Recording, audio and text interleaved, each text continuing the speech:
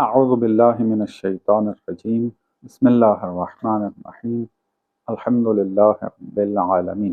ہماری بحث فلسفہ مقدماتی کے اندر تشکیک کی بحث میں شروع ہوئی تھی۔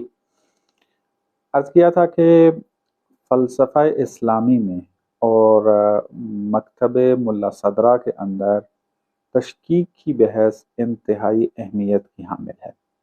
سب سے اہم مبنا ملا صدرہ کا اصالۃ الوجود ہے کہ جس کے اوپر تفصیل سے ہماری بات ہو چکی ہے کہ اصالۃ الوجود میں ملا صدرہ کہنا کیا چاہتے ہیں، اور اس کے بعد جو سب سے بڑا اہم مبنا ہے فلسفہ اسلامی کے اندر جو کہ مکتب ملا صدرہ سے مربوط ہے، وہ بحث تشکیک ہے۔ تشکیک اگر ہم اس کے لفظ کی طرف دیکھیں تو یہ شک سے نکلا ہے اور عربی لفظ ہے، لیکن یہاں مراد ہماری اصطلاحی ہے، شک نہیں ہے۔ یعنی تشکیک بعض اوقات ہوتا ہے انسان کسی چیز کے اندر جو ہے وہ شک کرنے لگ جائے تو وہ یہ کہتا ہے کہ مجھے تھوڑی تشکیک ہو رہی ہے، میں شک میں مبتلا ہوں، یا کوئی بندہ دوسرا جو ہے وہ شک میں مبتلا ہو جائے تو ان سے کہا جاتا ہے کہ آپ تشکیک میں کیوں پڑھ رہے ہیں۔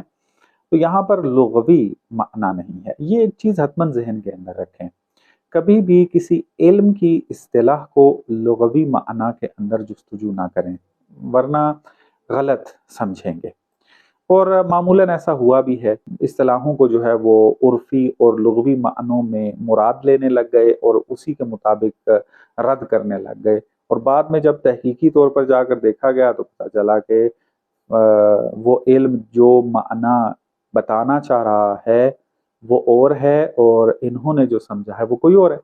تو فلسفے کے ساتھ بھی معمولاً بعض اوقات ایسا ہوتا ہے کہ اس کی اصطلاحوں سے لغوی اور عرفی معنی جو ہیں وہ مد نظر رکھے جاتے ہیں، جو کہ درست نہیں ہے۔ یہاں پر ہم اصطلاحی معنی جو ہے وہ مد نظر رکھ رہے ہیں۔ اصطلاحی معنی کیا ہے؟ پچھلے درس میں نے مختصر طور پہ اس بحث کے اندر جو 3 اقوال پائے جاتے تھے وہ آپ کی خدمت میں بیان کر دیے تھے، اور بیان کیا تھا کہ کس طریقے سے اس فصل تک جو ہے وہ انسان پہنچتا ہے، کہ تفصیل سے اس پر بات ہو چکی تھی، دوبارہ تکرار نہیں کرتا۔ تشکیک کے اندر اصل دعویٰ یہ ہے کہ وجود جو کہ حقیقت ہے، جس نے اس پوری کائنات کو پر کر کے رکھا ہے، کیا مراد ہے اس سے؟ یعنی جو کچھ بھی ہمیں نظر آتا ہے وہ وجود ہے۔ وجود کی مختلف شکلیں ہیں، وجود ہی وجود ہے۔ اب یہ وجود جو ایک حقیقت ہے جو خارج میں وجود رکھتی ہے، درجات رکھتی ہے، ایک ہی درجہ نہیں ہے اس کا۔ یعنی اگر آپ دیکھیں، جیسا کہ بیان کیا، آپ کو جو کچھ بھی نظر آ رہا ہے وجود ہے۔ آپ کو پتھر بھی نظر آ رہے ہیں جن کو کہا جاتا ہے کہ یہ جمادات میں سے ہیں، آپ کو پودے بھی نظر آ رہے ہیں جس کو ہم نباتات کہتے ہیں، انسان بھی نظر آ رہے ہیں، انسان ایک الگ حقیقت ہے، اور اسی طریقے سے ملائکہ ہیں، اور اسی طریقے سے جو ہے وہ خدا ہے۔ تو فلسفہ یہ کہتا ہے کہ جو کچھ بھی ہے وہ وجود ہے، جماد بھی وجود ہے، نباتات بھی وجود ہیں، انسان بھی وجود ہیں، حیوانات بھی وجود ہیں، ملائکہ بھی وجود ہیں، اور خدا بھی وجود ہے۔ لیکن ایک مرحلہ اور آگے بڑھتے ہیں، جو یہ بات جو کی تھی یہ اصالۃ الوجود میں کی تھی، لیکن اس فصل کے اندر یہ بات کہنا چاہتے ہیں کہ یہ جو تمام ہمیں وجود نظر آ رہے ہیں یہ ایک ہی حقیقت ہے۔ وہ کیا ہے؟ وجود۔ یعنی جماد کی حقیقت بھی وجود ہے، اور انسان کی حقیقت بھی وجود ہے، نباتات کی حقیقت بھی وجود ہے، ملائکہ کی حقیقت بھی وجود ہے، یہ سب وجود ہی ہیں، لیکن یہ ایک مرتبے میں نہیں ہے، ان کے مختلف مراتب ہیں، مرتبہ پایا جاتا ہے۔ جماد وجود ہے لیکن اس کا مرتبہ نیچے ہے، نبات وجود ہے لیکن اس کا مرتبہ بہتر ہے جماد سے، حیوان وجود ہے لیکن نباتات اور جمادات سے بہتر ہے، انسان وجود ہے لیکن تینوں سے بہتر ہے اور اس کا مرتبہ بلند ہے ان کی نسبت، ملائکہ جو ہیں وہ وجود ہیں، اور خدا جو کہ لامحدود ہے وہ وجود ہے لیکن لامحدود ہے، کوئی بھی اس تک نہیں پہنچ سکتا. تو اس کا جو مرتبہ ہے وہ اتنا لامحدود ہے کہ نیچے والے جتنے بھی وجود کے مراتب ہیں وہ سارے کے سارے اس کے سامنے کچھ بھی نہیں ہیں. تو یہ تشکیک جو ہے یہ دعویٰ کرتی ہے. تشکیک کے اس باب میں یہ دعویٰ کیا جاتا ہے کہ یہ جو حقیقت ہے جو خارج میں ہے وہ ایک ہی ہے لیکن مراتب رکھتی ہے، اس کے کئی مراتب ہیں. اگر میں اس کو خلاصتاً بیان کرنا چاہوں تو یوں کہوں گا کہ پورے کا پورا عالم اللہ و ما سوی اللہ، اللہ اور اللہ کے علاوہ جتنے بھی حقیقتیں ہیں وہ سب کے سب وجود ہیں، لیکن یہ مراتب رکھتے ہیں. اب کوئی بندہ یہ نہیں کہہ سکتا آگے کہ نعوذ باللہ اگر اللہ بھی وجود ہے اور انسان بھی وجود ہے تو یا اللہ انسان بن گیا ہے نعوذ باللہ یا انسان اللہ بن گیا ہے نعوذ باللہ. نہ، ایسا نہیں ہے، بلکہ خداوند متعال کی حقیقت جو ہے وجود کی وہ لامحدود ہے، وہ مستقل ہے، وہ غنی ہے، وہ کمال مطلق ہے. تو انسان کا جو مرتبہ وجودی ہے وہ خدا کے مرتبہ وجودی کے سامنے کچھ بھی نہیں ہے، لیکن انسان جو ہے وہ ہے وجود. تو یہ تشکیک کے اندر ایک دعویٰ کیا جاتا ہے. بہت سارے مطالب ہیں وضاحت کرنے والے، میں چاہ رہا ہوں کہ آہستہ آہستہ یہ مطالب آپ کو بیان کروں تاکہ دعویٰ سمجھ میں آ جائے کہ اس فصل میں کہنا کیا چاہتے ہیں. تشکیک کا جو اصطلاحی معنی ہے وہ کیا ہے؟ وہ یہ ہے جہاں پر مختلف حقیقتوں کے درمیان، دقت کرنی ہے جملات کے اندر، مختلف حقیقتیں ہمارے سامنے، جیسا بھی مثال دی آپ کو، ہمارے پاس ایک حقیقت جماد کی ہے، ایک حقیقت نبات کی ہے، ایک حقیقت حیوان کی ہے، ایک حقیقت انسان کی ہے، اور اس طرح کے دوسرے بھی حقائق موجود ہیں، حقیقتیں موجود ہیں. یہ جو حقیقتیں ہیں یہ جس نقطے میں مشترک ہیں اسی نقطے میں ہی ایک دوسرے سے جدا ہو جاتی ہیں. جہاں پر بھی اشتراک کا نقطہ اور جدائی کا نقطہ ایک ہو جائے اس کو کہتے ہیں کہ یہاں پر تشکیک پائی جاتی ہے.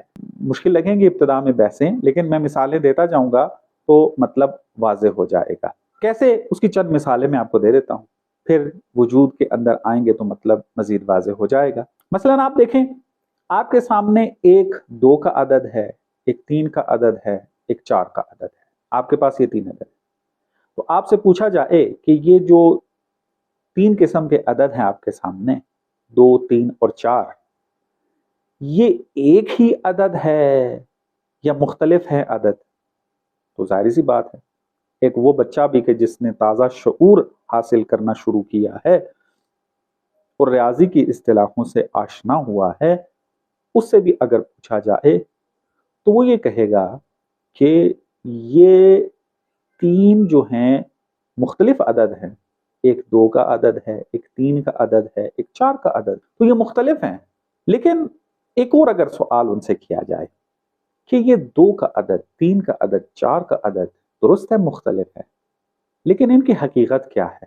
تو وہ کہیں گے کہ حقیقت تو اس کی عدد ہی ہے، کیونکہ 2 بھی عدد ہے، 3 بھی عدد ہے، 4 بھی عدد ہے. تو اس کا مطلب یہ ہوا کہ 2، 3، 4 یہ جمع ہوتے ہیں ایک نقطے میں، اس کو عدد کہتے ہیں، اور ایک دوسرے سے جدا ہوتے ہیں عدد ہی کی وجہ سے. چونکہ 2 کے عدد میں ایک عدد کا اضافہ کریں گے تو وہ 3 ہو جائے گا، اور 3 کبھی 2 نہیں کہلائے گا، 2 کبھی 3 نہیں کہلائے گا. تو ان کے اندر جو جدائی آ رہی ہے وہ بھی عدد کی وجہ سے ہے، اور یہ تینوں عدد جو ہیں وہ مشترک نظر آ رہے ہیں وہ بھی عدد کی وجہ سے، چونکہ تینوں عدد ہیں. آپ 2 کو بھی عدد کہہ سکتے ہیں، آپ 3 کو بھی عدد کہتے ہیں، آپ 4 کو بھی عدد کہتے ہیں، یعنی تینوں عدد میں مشترک ہیں اور عدد ہونے کے اندر ہی یہ کیا ہے، ایک دوسرے سے جدا ہو جاتے ہیں. بس کا مطلب یہ ہوا کہ عدد جو آپس میں مختلف ہیں اور مشترک ہیں وہ ایک ہی نقطے کے اندر ہیں، وہ ہے عدد. عدد ہی ان کو اکٹھا کر رہا ہے اور عدد ہی ان کو جدا کر رہا ہے. جہاں پر یہ صورتحال بن جائے وہاں پر کہتے ہیں کہ یہاں پر تشکیک پائی جاتی ہے. تو ہم یہ کہیں گے کہ اعداد کے درمیان جو رابطہ ہے وہ تشکیک کا رابطہ ہے، تشکیک پائی جاتی ہے ان کے اندر. کیوں؟ کیونکہ عدد مختلف مراتب رکھتا ہے. جو مرتبہ 2 کا ہے وہ 3 کا مرتبہ نہیں ہے، جو 3 کا مرتبہ ہے وہ 4 کا نہیں ہے، جو 4 کا مرتبہ 5 کا نہیں ہے. ہر ایک اپنے مرتبے میں ہے اور ایک مرتبہ دوسرے مرتبے سے فرق کرتا ہے.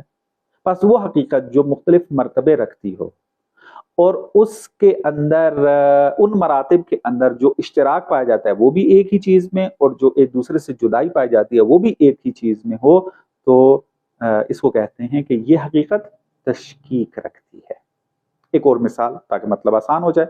آپ دیکھتے ہیں کہ ایک موٹر سائیکل کی حرکت ہے، رفتار ہے اس کی، اور ایک گاڑی کی رفتار ہے. گاڑی کو اگر آپ چلائیں تو وہ تیز بھاگتی ہے، موٹر سائیکل گاڑی کی نسبت جو ہے وہ آہستہ بھاگتا ہے، اس کی رفتار جو ہے وہ گاڑی کی نسبت سلو ہے. گاڑی جو ہے وہ 1 گھنٹے کے اندر ممکن ہے کہ جو ہے وہ 150 کلومیٹر سفر طے کر جائے، اور موٹر سائیکل 1 گھنٹے کے اندر 70-80 کلومیٹر جو ہے وہ طے کرے. تو اب یہاں پر آپ دیکھیں کہ گاڑی تیز رفتار ہے اور موٹر سائیکل جو ہے وہ کم رفتار ہے. اس کی رفتار کو آپ نے دیکھنا ہے، گاڑی اور موٹر سائیکل کو نہیں. یہ مثال جو میں دے رہا ہوں حرکت کی دے رہا ہوں، رفتار کی دے رہا ہوں. یہ جو حرکت پائی جاتی ہے، ہمارے پاس ایک تیز حرکت ہے اور ایک کیا ہے، اس کی نسبت جو ہے وہ ہلکی حرکت ہے، سست حرکت ہے، کند حرکت ہے. اب آپ سے پوچھا جائے کہ یہ جو تیز حرکت ہے اور یہ جو اس کی نسبت جو ہے کند حرکت ہے، آہستہ حرکت ہے، یہ دونوں ایک ہی حقیقت سے ہیں یا مختلف حقیقتوں سے تعلق ہے اس کا؟ تو جو بھی باشعور انسان ہے وہ فوراً یہ جواب دے گا کہ ایک ہی حقیقت ہے ان کی. چونکہ جو تیز ہے وہ بھی حرکت ہے، جو کند ہے، آہستہ ہے، وہ بھی کیا ہے؟ حرکت ہے. حرکت ہونے میں دونوں کا کوئی اختلاف نہیں پایا جاتا، حقیقت ان کی حرکت ہے. یہ بھی حرکت وہ بھی حرکت. بس دونوں آہستہ ہونا اور تیز رفتار ہونا، یہ دونوں ایک نقطے میں جمع ہوتی ہیں. وہ کیا ہے؟ حرکت ہونے میں. یہ بھی حرکت ہے وہ بھی حرکت ہے. لیکن دونوں ایک ہی چیز نہیں ہے، مختلف ہیں. کیونکہ تیز تیز ہے، آہستہ آہستہ ہے، فرق نظر آتا ہے ان کے درمیان. اس کا مطلب ہے کہ ان کے درمیان جدائی بھی پائی جاتی ہے، یہ ایک جیسی نہیں ہے. وہ جدائی کیا ہے؟ ایک تیز حرکت ہے، ایک ہلکی حرکت ہے. تیز حرکت کب تیز حرکت کہلاتی ہے؟ کہ جب اس کے اندر انرجی جو ہے، جو کہ حرکت کے اندر پائی جاتی ہے، جس کو ہم حرکت کہتے ہیں، یہ حرکت بیشتر پائی جائے اس کو کہیں گے یہ تیز حرکت ہے. جس میں کم ہو اس کو کہیں گے یہ کم حرکت ہے. یعنی تیز رفتار ہونا بھی حرکت کی وجہ سے ہے، کند رفتار بھی حرکت کی وجہ سے ہے. یعنی حرکت میں ہی اضافہ ہوگا تو وہ تیز بنے گی، حرکت میں ہی کمی آئے گی تو وہ کند بنے گی، آہستہ بنے گی حرکت. ایسا نہیں ہے کہ حرکت کے علاوہ کسی چیز کا اضافہ کیا جائے تو وہ تیز حرکت بنتی ہے، اور اگر حرکت کے علاوہ کسی چیز کی کمی کر دی جائے تو یہ کند حرکت بن جاتی ہے. ایسا نہیں ہے، بلکہ حرکت ہی کا اضافہ کیا جاتا ہے تو یہ تیز حرکت بنتی ہے، اور حرکت ہی کی کمی کی جاتی ہے تو یہ کیا ہے؟ کند حرکت بنتی ہے، آہستہ حرکت بنتی ہے. تو بس معلوم ہوا کہ تیز حرکت اور کند حرکت اور آہستہ جو حرکت ہے یہ کیا ہے؟ یہ ایک حقیقت میں جمع ہوتے ہیں، اور اسی حقیقت میں ہی یہ کیا ہو جاتے ہیں؟ ایک دوسرے سے جدا ہو جاتے ہیں. الگ سے کوئی چیز نہیں آتی، کوئی جو آ کر یہ کہے کہ اس میں اضافہ ہو یا کمی ہو تو وہ تیز یا کند بنے. تو یہ نہیں ہے. بس یہ ایک دوسری مثال ہے ہمارے پاس کہ تشکیک کو سمجھانے کے لیے. تو اب یہاں پر ہم کہہ سکتے ہیں کہ حرکت جو ہے یہ تشکیکی ہے. حرکت ایک ایسی حقیقت ہے کہ جو تشکیک رکھتی ہے. چونکہ مختلف مرتبے ہیں، جو 1 گھنٹے کے اندر 150 کلومیٹر سفر طے کرے، یہ جو حرکت ہے، یہ جو مقام ہے، یہ فرق کرتا ہے اس حرکت کے مقام سے کہ جو 1 گھنٹے میں کیا ہے؟ 70-80 کلومیٹر جو ہے وہ طے ہوتی ہے. یہ جو حرکت ہے اس کا مرتبہ نیچے ہے اور یہ اس کا مرتبہ اوپر ہے. بس مختلف مراتب رکھتی ہے حرکت. حرکت ہی کے اندر جمع ہوتے ہیں اور حرکت ہی کے اندر ان کے اندر جدائی آ جاتی ہے. تیسری ایک اور مثال دیتا چلوں، اگرچہ یہ جو 2 مثالیں میں نے عدد کی اور حرکت کی مثالیں دی تھی یہ بہت بہترین ہیں سمجھنے کے لیے مطلب کو، اور آسانی سے تشکیک کی جو حقیقت ہے وہ سمجھ میں آ جاتی ہے. لیکن ایک اور مثال دی جاتی ہے، عرفی مثال ہے. ان دو کی نسبت تو دقیق نہیں ہے، لیکن سمجھنے کے لیے، ذہن کو قریب کرنے کے لیے مثالیں دی جاتی ہیں فلسفی کتابوں کے اندر۔ وہ نور کی مثال ہے۔ آپ مثلا 100 پاور کا بلب لے لیں، 500 پاور کا بلب لے لیں، 1000 پاور کا بلب لے لیں، 10,000 پاور کا جو ہے وہ بلب لے لیں۔ اب ان کو اگر آپ دیکھیں تو آپ کہیں گے کہ یہ سب کے سب ایک حقیقت رکھتے ہیں اور ایک ہی نقطے میں مشترک ہیں۔ کون ہے وہ؟ کون سی چیز ہے وہ؟ نور۔ 100 پاور بلب بھی جو ہے وہ نور کہلاتا ہے۔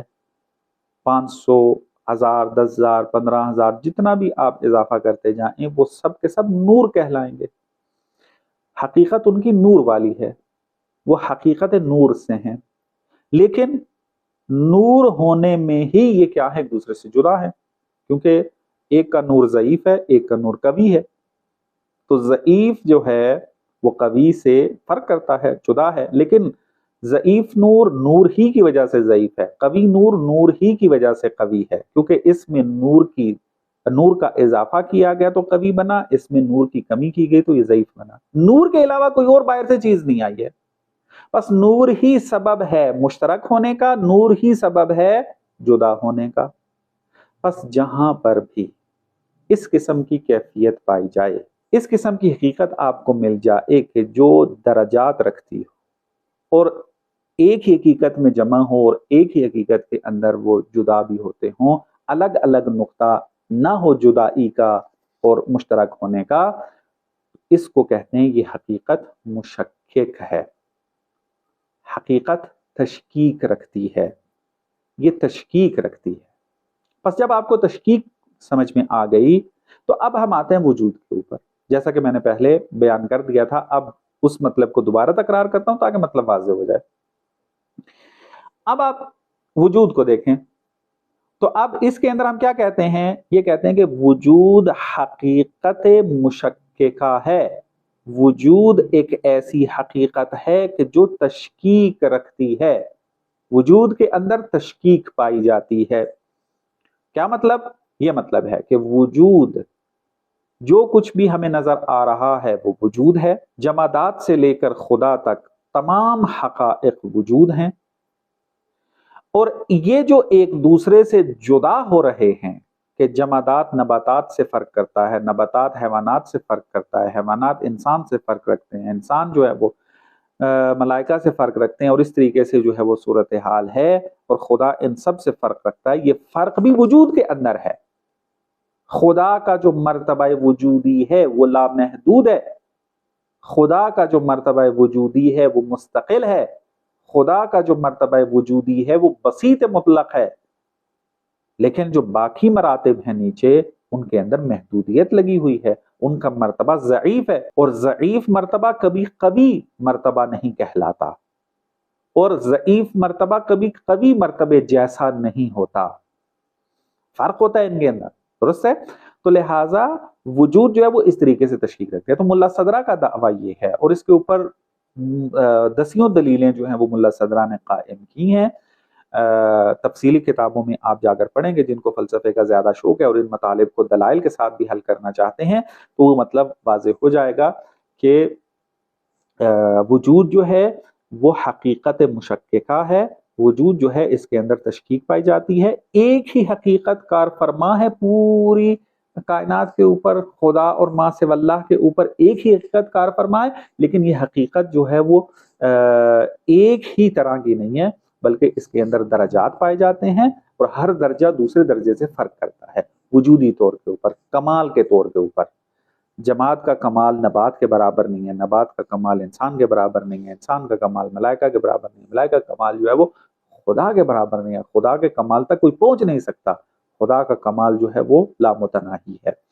تو یہ چیز جو ہے وہ مد نظر رکھیں۔ پس کوئی بندہ یہ نہ سمجھے کہ ملا صدرہ آ کر یہاں پر ایک ایسی حقیقت کو بیان کر رہے ہیں کہ جس کے خلاف قرآن بھی ہے، یا مثلا روایات بھی ہیں، یا عقل بھی ہے، نا، مخالف نہیں ہے، بلکہ عقل کے عین مطابق ہے، دلائل اس کے اوپر موجود ہیں، اور شواہد بھی ہمارے پاس قرآن و روایات سے موجود ہیں، کہ تفصیلی جب دورہ فلسفے کا ہوگا وہاں پر گفتگو کی جائے گی۔ ابھی یہ مقام نہیں ہے کہ ان دلائل کو سب کو یہاں پر بیان کیا جائے، چونکہ مطالب بہت زیادہ سخت ہو جائیں گے، اصطلاحیں بہت زیادہ استعمال ہوتی ہیں. ابھی آپ دیکھ لیں گے فقط تشکیک کی اصطلاح کو سمجھانے کے لیے اتنا وقت لگ گیا ہے، تو باقی اگر مطالب کو اضافہ کر دیا گیا تو بہت زیادہ ٹائم لگے گا.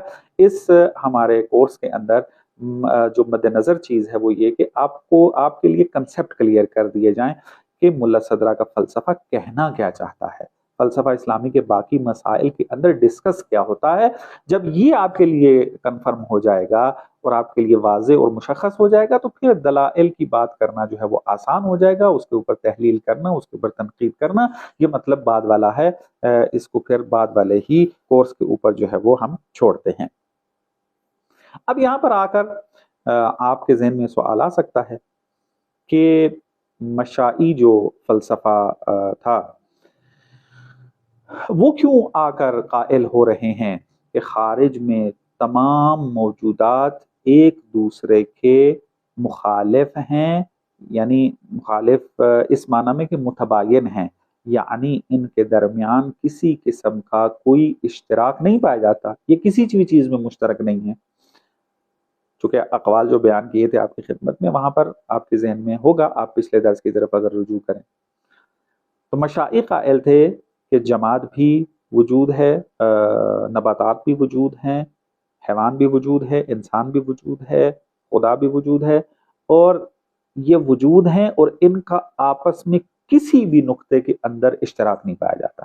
بالکل تشکیک کے مد مقابل انہوں نے نظریہ دیا، بلکہ یہ کیا ہے 100% ایک دوسرے سے جدا ہے، ان کا آپس میں کوئی ارتباط نہیں ہے وجودی طور پر.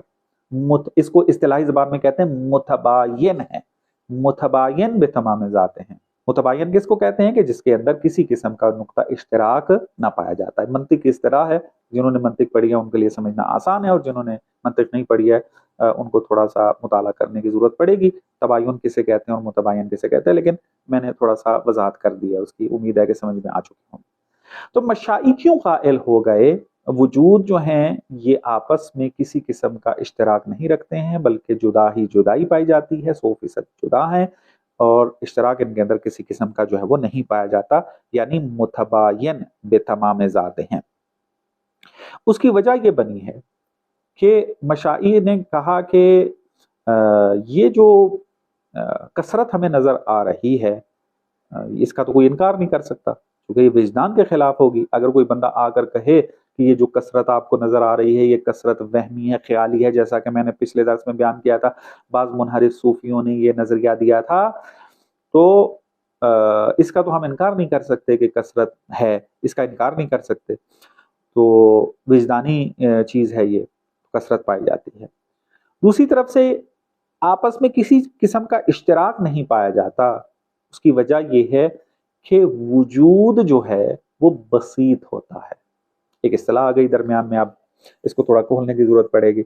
اگرچہ اصل بحث میں نے بیان کر دیا، یہ فقط تھوڑا سا اضافہ کر رہا ہوں تاکہ آپ کو تمام اقوال سمجھنے میں آسانی ہو جائے. تشکیک سمجھانا مقصود تھا، وہ آپ کو سمجھ میں آ گیا، لیکن مشائیوں کا نظریہ بھی چاہ رہا ہوں کہ آپ کو سمجھ میں آ جائے.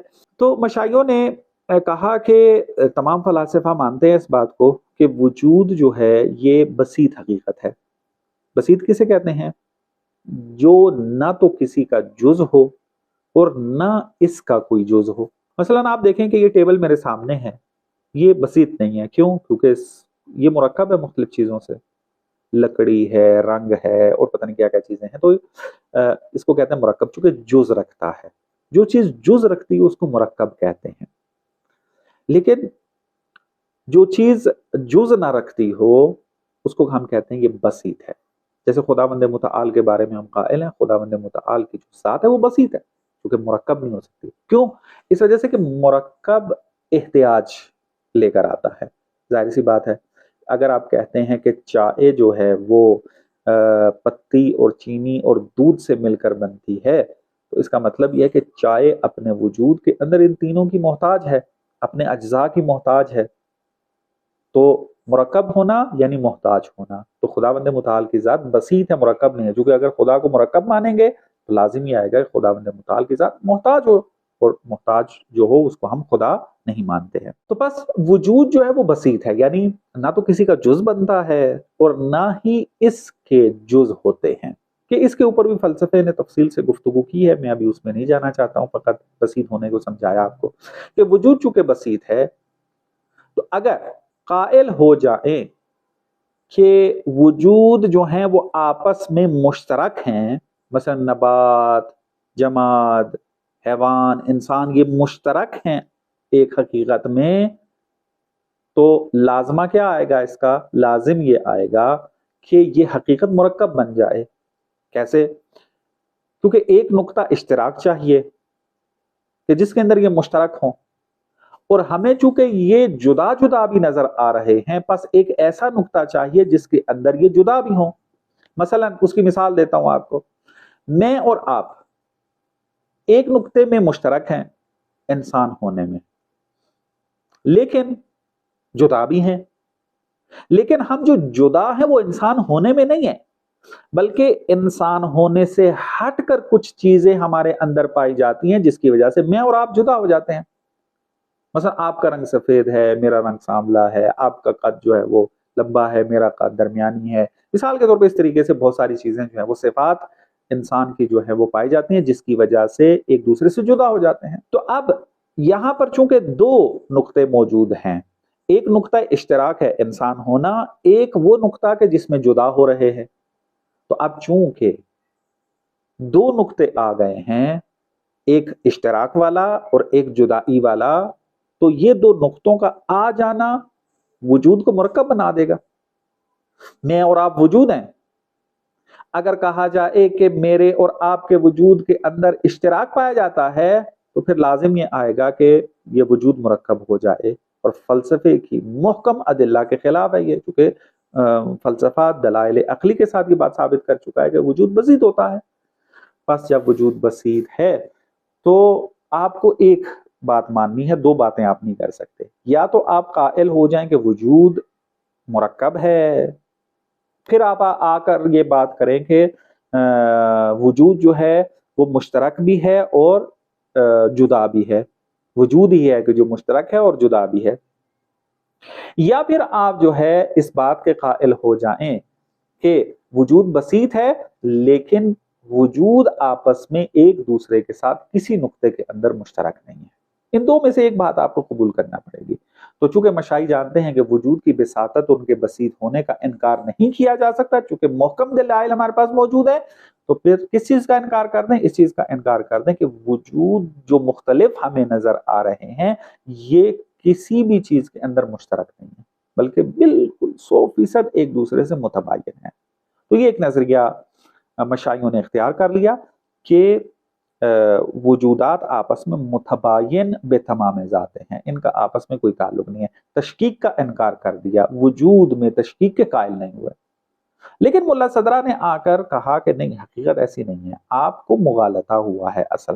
اصل میں شیخ اشراق جب بحث کر رہے تھے کہ مختلف ہمارے پاس حقائق موجود ہیں، تو وہاں پر ایک اصل کا جو ہے وہ ایک اصل کو ایجاد کیا یا کشف کیا جناب شیخ اشراق نے، وہ یہ تھا کہ جو اختلاف پایا جاتا ہے وہ 3 قسم کا نہیں ہے فقط، بلکہ 4 قسم کا اختلاف پایا جاتا ہے۔ پہلے مشہور جو اختلاف پائے جاتے تھے وہ کیا تھے؟ وہ یہی اختلاف پائے جاتے تھے کہ یا تو اشیاء آپس میں متباین بے تمام ذاتیں ہوں گی، جیسا کہ میں نے بھی بیان کیا آپ کے لیے کہ کسی بھی نقطے کے اندر مشترک نہیں ہوں گی، متباین بے تمام ذاتیں ہوں گی، یا جزء ذات میں مشترک ہوں گی، جیسے مثلا حیوان اور انسان، اس کے بارے میں کہا جاتا ہے کہ یہ حیوان ہونے کے اندر، اور حیوان کے بارے میں جو میں عرض کر رہا ہوں اپنے منطق کے اور فلسفے کے دروس میں یہاں بیان کرتا ہوں، یہ مادی فکر کے مطابق نہیں ہے، بلکہ یہاں حیوان سے مراد حیات رکھنا ہے۔ تو حیوان اور انسان یہ دونوں حیات رکھنے کے اندر مشترک ہیں، یہ جز جو ہے وہ مشترک ہے، لیکن اپنے فصل کے اندر یہ جدا ہو جاتے ہیں۔ مثلا انسان ناطق ہے، فکر کرنے والا ہے، لیکن حیوان میں وہ نہیں پایا جاتا۔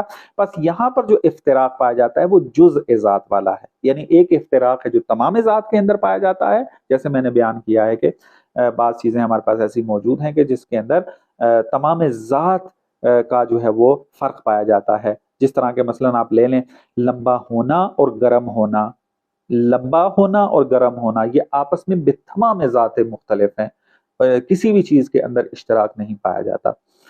لیکن انسان اور حیوان کے اندر جو ہے وہ اشتراک پایا جاتا ہے، لیکن افتراق کسی اور چیز کے اندر پایا جاتا ہے۔ یا انسانوں کی مثال دی تھی آپ کو کہ میں اور آپ مشترک ہیں انسان ہونے میں، لیکن جدا ہیں اپنی صفات کے اندر۔ تو یہ تین قسم کے افتراق ہمارے پاس موجود تھے پہلے، لیکن شیخ اشراق نے آ کر ایک چوتھا اختلاف بیان کیا کہ ایسا ہو سکتا ہے اور ایسا ہے، دو مختلف چیزیں ایک دوسرے سے جدا ہوں تو وہ جدائی جس نقطے میں ہے اسی نقطے میں وہ مشترک بھی ہوں، ایسا ہو سکتا ہے۔ یہ سب سے پہلے کس نے کشف کیا تھا؟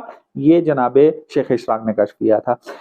لیکن جناب شیخ اشراق نے اس اصل کو، اس قانون کو ماہیت کے اندر استعمال کیا تھا۔ ملا صدرہ نے آ کر اصالت الوجود کو ثابت کرنے کے بعد اس اصل کو، کون سی اصل کو؟ کہ چند چیزیں ایک حقیقت کے اندر مشترک ہیں اور اسی حقیقت کے اندر ہی ایک دوسرے سے جدا ہیں، اس اصل کو وجود کے اندر جو ہے وہ اجرا کیا تھا۔ شیخ اشراق نے قانون کشف کیا اور ماہیت کے اندر اس کو اجرا کیا، اور اپنی کتاب حکمت اشراق میں اس کو بیان کیا ہے۔ اور ملا صدرہ نے آ کر چونکہ ماہیت کو اعتباری ثابت کیا اور وجود کو اصیل ثابت کیا ہے، کہ تفصیل سے اس پہ بات ہو چکی ہے، تو یہاں پر پھر آ کر ملا صدرہ نے کہا کہ وجود ہے اس قانون کا مالک، یعنی اصل میں یہ قانون وجود کا ہے، وجود ہے کہ جس کے اندر تشکیک پائی جاتی ہے۔ مشائیوں کے لیے چونکہ یہ چوتھا فرق واضح نہیں تھا، اس وجہ سے وہ متباین بتمام ذات کے قائل ہو گئے، چونکہ جزء ذات کے تو قائل نہیں ہو سکتے تھے چونکہ وجود کا مرکب ہونا لازم آتا تھا، صفات کے ذریعے اختلاف کے قائل نہیں ہو سکتے تھے چونکہ وجود کا مرکب ہونا لازم آتا تھا۔ بس ایک ہی راستہ بچتا تھا مشائیوں کا، وہ یہ تھا وہ قائل ہو جائیں کہ وجود خارج میں ہے اور ان کا آپس میں کوئی تعلق نہیں ہے ایک دوسرے کے ساتھ، متباین بتمام ذات ہیں۔